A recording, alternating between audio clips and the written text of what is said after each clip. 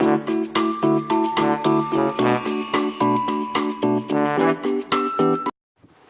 morning dear students. Today we will learn the shortcut method for squaring a number. Yes, this shortcut method we can use to find out the square of a number in a very short time and in a very easy way, है ना। दिए गए नंबरों का square हम इस shortcut method के द्वारा बहुत ही इजी वे में बहुत ही कम टाइम में फाइंड कर सकते हैं। तो yes student, we are going to discuss this type of shortcut method which are very easy for squaring a number. तो let's see, the first method is column method, हाँ, and second one is observation method and the last one means third one is diagonal method. तो student, we are going to discuss all these methods, so please watch the videos very carefully so that you can learn whatever I am going to tell you. So let's start the first method, that is column method. हाँ, तो in column method dear student, in column method we are given 3 columns like this. column method में हमारे पास 3 columns होते हैं like this. suppose you are given 3 columns like this. ऐसे हमारे पास 3 columns होते हैं and the first column is used for x square and second one is used for 2xy and third one used for y square. So using these 3 columns we can find out the square of a number in a very easy way. तो let's see how can we find out the square of the number. तो चलो हम देखते हैं कि दिए गए number का स्क्वायर कैसे फाइंड कर सकते हैं बहुत ही शॉर्ट वे में, बहुत ही कम टाइम में। तो suppose for example you are given a number, you are given a number like 38 and you have to find out the square of 38, है ना। हमें 38 का स्क्वायर फाइंड करना। तो student, you are seeing that it is a large number. हाँ, ये एक बड़ा नंबर है, it is not very large but it is large number which square you can't find in very short time. इसका square हम बहुत ही short time में तो फाइंड नहीं कर सकते ना, ये फिर भी बहुत बड़ा नहीं है, फिर भी तो बड़ा नंबर है ही, है ना। तो ऐसे ही नंबरों का स्क्वायर हम इस कॉलम मेथड के द्वारा बहुत ही कम टाइम में फाइंड कर सकते हैं। अब स्टूडेंट, आपको हमेशा ये ध्यान में रखना है, this method means column method is always use to find out the square of the number having only 2 digits, यानी जिनमें केवल 2 डिजिट्स होंगे। कितने डिजिट होंगे? जिन नंबर में केवल 2 ही डिजिट होंगे वैसे ही नंबरों का स्क्वायर हम कॉलम मेथड के द्वारा फाइंड करते हैं। We can't find out the square of the number having more than 2 digit, यानी जिसमें 2 से ज़्यादा डिजिट होगा उसका हम स्क्वायर दिस मेथड के द्वारा, यानी ये जो कॉलम मेथड है, कॉलम मेथड के द्वारा हम फाइंड नहीं कर सकते। तो कॉलम मेथड के द्वारा हम केवल 2 ही अंकों का स्क्वायर फाइंड कर सकते हैं या 2 अंकों वाले नंबर का स्क्वायर फाइंड कर सकते हैं। तो let's see how to find out the square of the number using column method. तो student, suppose you have to find out the square of 38। हमें 38 का स्क्वायर फाइंड करना। तो यहाँ जो पहला नंबर है वो x कहलाएगा और जो दूसरा नंबर है या दूसरा जो डिजिट है वो y कहलाएगा, यानी x का वैल्यू यहाँ पे 3 है, और y का वैल्यू यहाँ पे 8 है। तो स्टूडेंट, आपको करना क्या, यहाँ x और y के प्लेस पे बस यही इसका वैल्यू पुटअप कर देना है ना। तो ज़रा देखिए, पहले कॉलम में क्या दिया है, x का स्क्वायर, यानी आप यहाँ 3 का स्क्वायर लिख देंगे। यहाँ 3 का स्क्वायर हम डायरेक्ट लिखेंगे, यानी कि 3 का स्क्वायर लिखें, यहाँ 3 स्क्वायर करके, ऐसा नहीं, डायरेक्ट आप 3 का स्क्वायर करिए। तो 3 का स्क्वायर मतलब 3 इंटू 3 है ना, तो कितना आ जाएगा, 9 आएगा। कितना आ रहा है, 9। तो आप यहाँ डायरेक्टली 9 लिख देंगे। तो आई होप इतना आपको समझ में आ गया। अब यहाँ आते हैं, यहाँ दिया 2xy, यानी 2, 3 और 8 का हम मल्टीप्लाई कर लेंगे। तो 2 3 जा 6 और 6 8 जा 48। तो इस तरह से हम यहाँ 48 लिख देंगे, यानी सेकेंड कॉलम में 48 आ गया। इतना आपको समझ में आ गया। Now let's C third column. Third column में क्या दिया, वाई स्क्वायर। तो वाई का मतलब यहाँ वाई का वैल्यू 8 है, तो आप 8 का स्क्वायर करेंगे, यानी 8 इंटू 8 8 जा कितना आया, 64। तो हमने यहाँ थर्ड कॉलम में क्या लिख दिया, 64। तो I hope you are understanding well. Now let's see what will we do now. अब आपको क्या करना, अब आपको जब ये वैल्यू फिल कर लेंगे, x का स्क्वायर 2xy और वाई का स्क्वायर जब आप यहाँ फिल कर लेंगे तो हम लास्ट यानी थर्ड कॉलम से स्टार्ट करते हुए चलेंगे।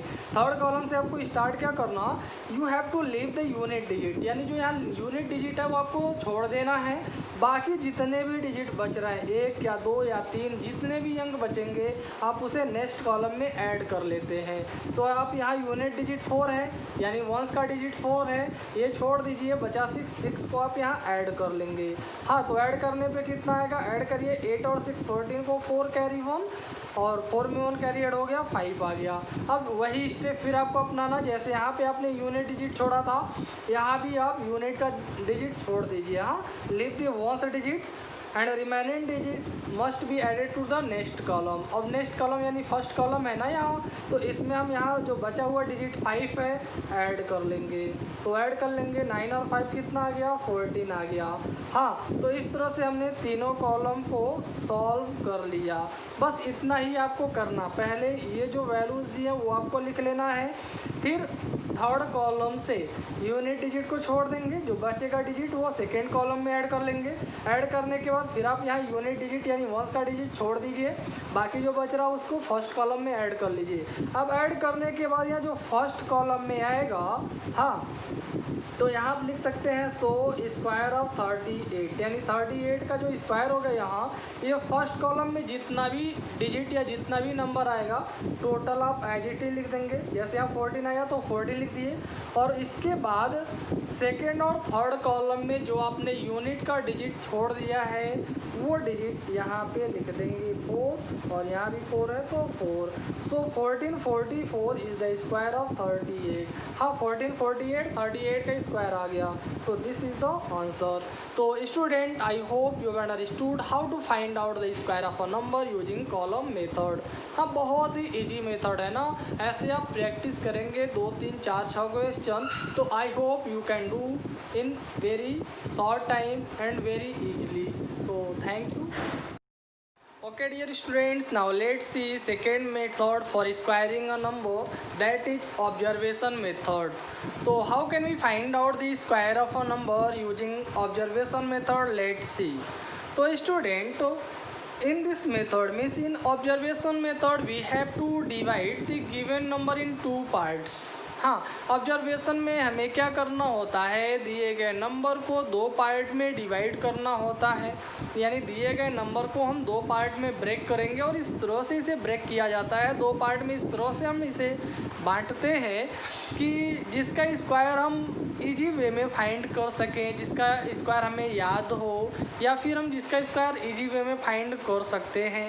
एंड इन दिस मेथड यानी ऑब्जर्वेशन मेथड में हमें ये फार्मूला अप्लाई करना होता है a प्लस बी के होल स्क्वायर का और a माइनस बी के होल स्क्वायर का।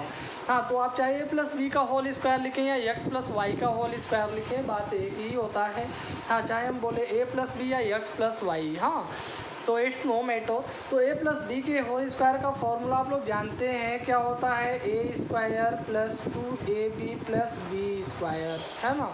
और a माइनस बी के होल स्क्वायर का फॉर्मूला होता है a square minus 2ab plus B square. तो स्टूडेंट, यूजिंग दिस 2 फार्मूला, हम इन्हीं दोनों फार्मूले का यूज करके दिए गए नंबर का स्क्वायर बहुत ही इजी वे में, बहुत ही शॉर्ट टाइम में फाइंड कर सकते हैं।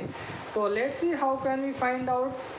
तो देखते हैं एक एग्जांपल हम लोग। Suppose you are given to find out the square of 108। हाँ, मान लेते हैं हमें 108 का स्क्वायर फाइंड करना। किसका स्क्वायर फाइंड करना है, 108 का। तो हमने आपको स्टूडेंट बताया कि हमें इसे 2 पार्ट में तोड़ना है। तो ये जो 108 है तो इसको हम लिख सकते हैं 100 प्लस 8। क्या लिख सकते हैं, 100 प्लस 8।